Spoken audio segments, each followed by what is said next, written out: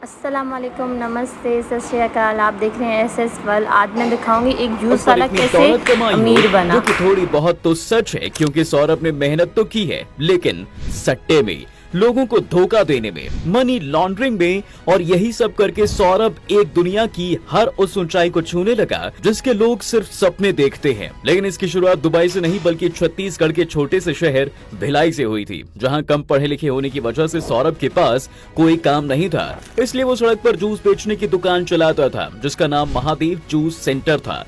कहते हैं जूस की दुकान चलाते चलाते ही सौरभ को सट्टा खेलने की लत लग गई और वो जूस की दुकान से जो भी कमाता था उसे सट्टे में लगा देता था, जिसमें उसका साथ उसका एक फ्रेंड रवि उप्पल देता था। लेकिन ज्यादातर उन्हें हार का सामना ही करना पड़ता था, जिसकी वजह से सौरभ और रवि पर बहुत सारा कर्जा भी हो गया था। इसके बाद सौरभ 2019 में काम करने के लिए दुबई चला गया, लेकिन यहाँ भी सौरभ अपने सट्टे की बुरी आदत से पीछा नहीं छुड़ा पाया। लेकिन दुबई आकर उसने एक नई चीज की। अब वो सट्टा खेलना नहीं बल्कि लोगों को सट्टा खिलाना चाहता था। ऐसे में उसने इसके लिए ऑनलाइन वेबसाइट बनाने का प्लान बनाया, लेकिन वो जानता था कि वो ये काम अकेले नहीं कर पाएगा। इसलिए उसने अपने भिलाई से अपने दोस्त रवि को भी अपने पास बुला लिया और फिर दोनों ने मिलकर किसी तरह से एक ऑनलाइन गेमिंग वेबसाइट और एक मोबाइल ऐप बनाया। सौरभ ने इस ऐप का नाम Mahadev book king of online world रखा। ये नाम रखने के पीछे सौरभ के दो मकसद थे। पहला तो ये कि उसकी जूस शॉप का नाम था, दूसरा ये कि नाम सुनने में थोड़ा देसी लगता है, जिससे छत्तीसगढ़ और उसके आसपास के लोग ज्यादा जल्दी से कनेक्ट कर सकते थे।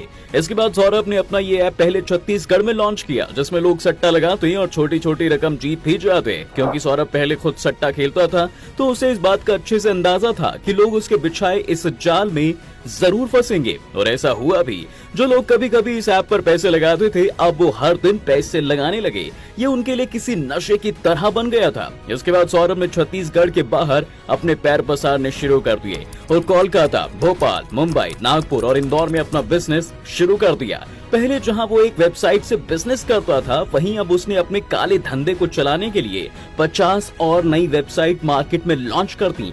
इसके बाद उसने इसे चलाने के लिए कई ऑफिसेज भी खोले, जहां उसने अपने भरोसेमंद लोगों को काम पर रखा, जो उसके लिए वेबसाइट चलाने के साथ साथ उसे दुबई में मनी लॉन्ड्रिंग के जरिए पैसा भेजने का काम करते थे। और इस तरह किसी जमाने में जूस बेचने वाला सौरभ सिर्फ 2 साल में इतना बड़ा आदमी बन गया था कि उसने छत्तीसगढ़ के साथ मध्य प्रदेश, महाराष्ट्र और वेस्ट बंगाल में करोड़ों की प्रॉपर्टी खरीद डाली। इतना ही नहीं, उसने दुबई में भी अपनी पहचान एक बिजनेसमैन की तरह बना ली और वहाँ भी कई महंगी प्रॉपर्टी का मालिक बन गया। अब तक आप सोच रहे होंगे कि अगर वो इंडिया में इतने ही बड़े लेवल पर सट्टे का धंधा कर रहा था, तो उस पर कैसे किसी की नजर नहीं गई होगी। तो इसका जवाब है कि लोगों की नजर तो गई, लेकिन सौरभ ने पहले ही उन लोगों को अपने पैसे के दम पर खरीद कर अपनी जेब में रख लिया था। कहा तो ये भी जा रहा था कि सौरभ के रिलेशन छत्तीसगढ़ के कुछ बड़े लोगों से भी हो गए थे, जो उसे पुलिस से बचाते आ रहे थे। और इस तरह सौरभ आराम से दुबई में बैठकर ही अपना बिजनेस चला रहा था। लेकिन इस साल फरवरी में उससे एक बड़ी गलती हो गई। वो ये कि उसने इस साल दुबई के बड़े होटल में शादी कर ली,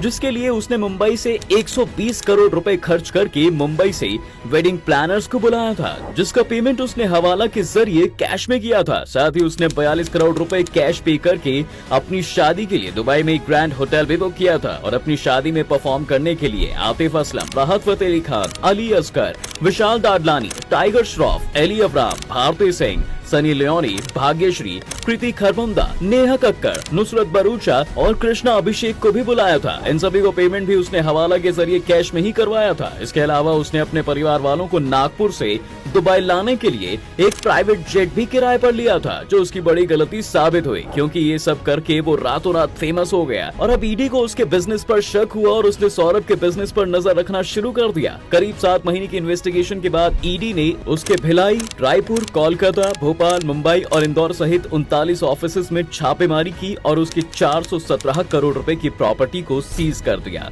साथ ही ईडी ने छापेमारी के बाद बताया कि उन्हें इन ऑफिसेज से कम 5,000 करोड़ की मनी लॉन्ड्रिंग के सबूत मिले हैं। लेकिन इसके बाद भी सौरभ और रवि पुलिस और ईडी की पहुंच से बाहर हैं, क्योंकि दोनों अभी दुबई में खुलेआम घूम रहे हैं और उन्हें वापस ला पाना इंडियन गवर्नमेंट के लिए भी मुश्किल होने वाला है। अब आप चाहें तो इस जमाने का विजय माल्या इसे कह सकते हैं, या कहें कि नीरव मोदी। और सरकारी कामकाज पर तो इसने सेंध लगा ही दी है, लेकिन ज्यादा दिन तक बच के रहने वाला है नहीं।